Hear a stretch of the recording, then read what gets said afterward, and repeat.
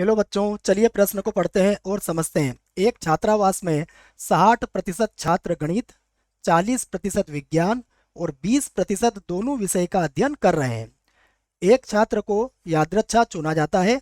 प्रायिकता ज्ञात कीजिए कि वह न तो गणित और न ही विज्ञान का अध्ययन कर रहा है। ठीक है बच्चों, तो प्रश्न को हल करने से पहले प्रश्न के लिए बच्चों हम मुख्य अवधारणा देख लेते हैं बच्चों। ठीक है, जिसकी सहायता से हम इस प्रश्न को हल करेंगे। तो अवधारणा मुख्य अवधारणा में बच्चों हम प्रश्न से संबंधित कुछ सूत्रों को लिखेंगे। ठीक है बच्चों, तो मुख्य अवधारणा देखिए क्या होगी हमारी इस प्रश्न के लिए।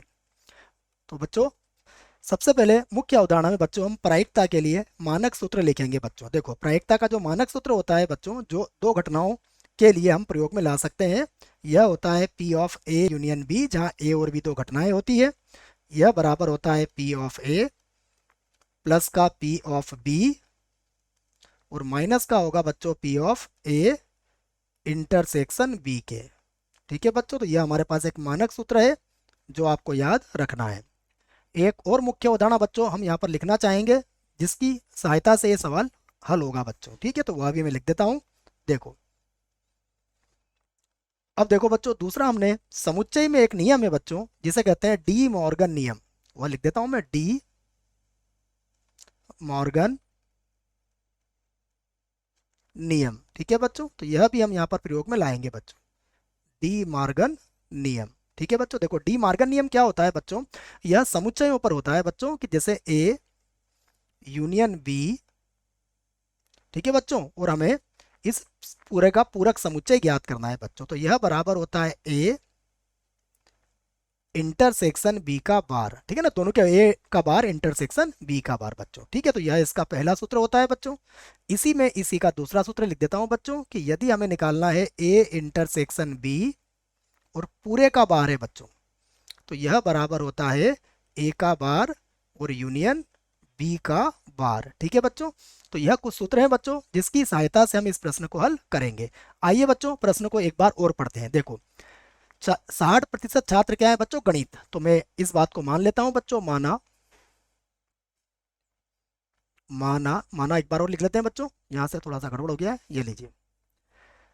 गणित के छात्र को बच्चों में ए मान लेता हूं। ठीक है, तो माना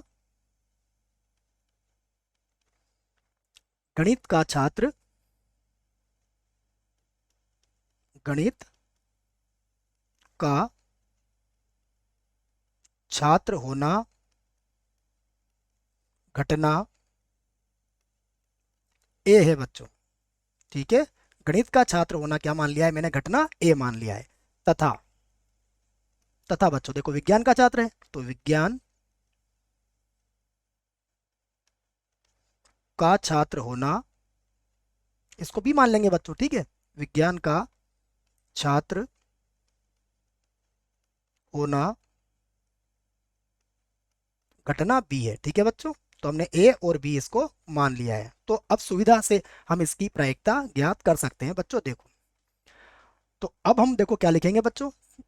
अब देखो, जो जो दिया है अब हम यहाँ से इसको व्यक्त कर सकते हैं। देखो, सबसे पहले बच्चों हम लिखेंगे पी ऑफ ए, अर्थात गणित के छात्र होने की प्रायिकता कितनी है, यह है हमारे पास 60%। ठीक है बच्चों, तो 60% का मतलब कितना होता है, यह होता है बच्चों 60/100।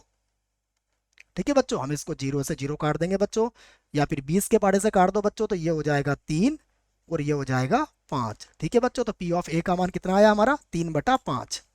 अब यहाँ पर बच्चों हम पी ऑफ बी का मान निकालते हैं। देखो, पी ऑफ बी कितना है बच्चों, तो 40% प्रतिशत। ठीक है, तो इसको लिख लेते हैं हम 40%।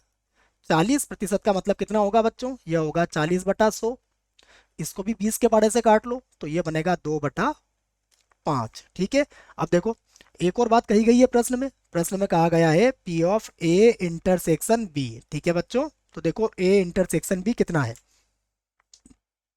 20% दोनों विषय का अध्ययन कर रहे हैं बच्चों। तो ये दोनों विषय का अध्ययन कर रहे हैं। ठीक है, तो ये हो गए हमारे 20%। तो 20% का मतलब कितना होगा बच्चों, इसका मतलब होगा 20/100, और इसको भी 20 के पाड़े से काटोगे तो ये बनेगा 1/5। ठीक है बच्चों, तो अब हमने जो जो दिया था उसे लिख लिया है। अब देखो, हम प्रायिकता का मानक सूत्र लिखते हैं बच्चों। तो अब देखो बच्चों, हमें क्या ज्ञात करना है? हमें ज्ञात करना है पी ऑफ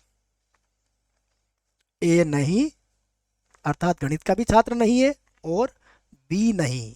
ठीक है बच्चों, और क्या ज्ञात करना है हमें? बी नहीं। प्रश्न को मैं एक बार और पढ़ देता हूं, यही बात उसमें कही गई है। ठीक है, तो देखो बी नहीं लिख रहा हूं मैं यहाँ पर, बी नहीं। ठीक है बच्चों, तो इसका मतलब यह हुआ कि जो छात्र होगा वह गणित का और विज्ञान का नहीं होगा बच्चों। देखो यही कहा गया है कि प्रायिकता ज्ञात कीजिए कि न तो गणित और न ही विज्ञान का अध्ययन कर रहा हो। ठीक है बच्चों, तो देखो इसे मैं क्या लिख सकता हूँ बच्चों? इसे मैं ऐसा भी लिख सकता हूँ, पी ऑफ ए नहीं का मतलब होता है ए का बार और इंटरसेक्शन बी का बार। अब बच्चों यहाँ पर मैं मॉर्गन नियम का सूत्र लिख देता हूँ आपके लिए। ठीक है, देखो हम जानते हैं बच्चों, हम इस बात को जानते हैं कि ए का बार इंटरसेक्शन बी का बार ये किसके बराबर होता है बच्चों? ये बराबर होता है ए यूनियन बी और पूरे के बार के। ठीक है बच्चों, तो यह सूत्र है जो मैंने मुख्य अवधारणा में भी आपको लिख दिया है। तो इस सूत्र की सहायता से देखो ये क्या हो जाएगा बच्चों? ये हो जाएगा पी ऑफ, और ये बनेगा ए इंटरसेक्शन बी, और पूरे का क्या हो जाएगा बच्चों? बार हो जाएगा।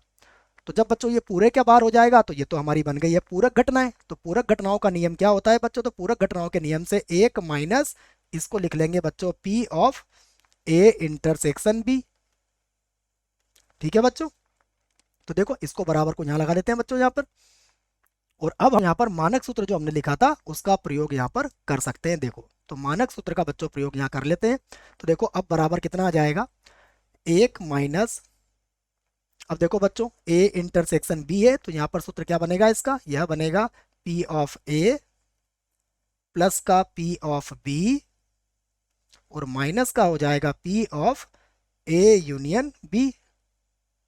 ठीक है बच्चों, तो देखो अब इस सूत्र में बच्चों हम मान रख सकते हैं। तो बच्चों इसके मान हम रख लेते हैं। देखो मान रखने से पहले बच्चों थोड़ी सी हमने यहाँ पर देखो यूनियन था बच्चों, तो यहाँ पर यूनियन आएगा बच्चों। ठीक है, तो यहाँ पर यूनियन लिखो आप। तो ये हमने तीन जगह सूत्र में थोड़ा सा मिस्टेक कर दिया है, माफी चाहूंगा। तो देखो बच्चों ये हमारे पास ए यूनियन बी का बार था ना बच्चों, तो यहाँ पर यूनियन लगाएंगे हम।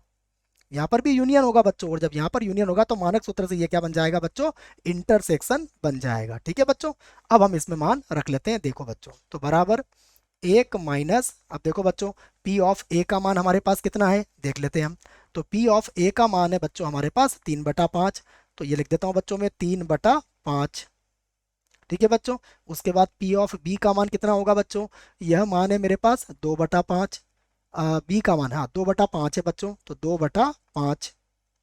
और उसके बाद इंटरसेक्शन का मान कितना है बच्चों? 1/5। यह मान मैंने पहले से ही ज्ञात कर रखे हैं बच्चों। तो देखो हम इसका लघुत्तम ले लेंगे बच्चों। तो इसका लघुत्तम लेने के बाद ये होगा एक माइनस, देखो बच्चों 3 और 2 5, और एक घटा देंगे बच्चों क्योंकि लघुत्तम इसका कितना आएगा? 5 ही आएगा बच्चों। तो ये कितना हो जाएगा? ये हो जाएगा 4/5।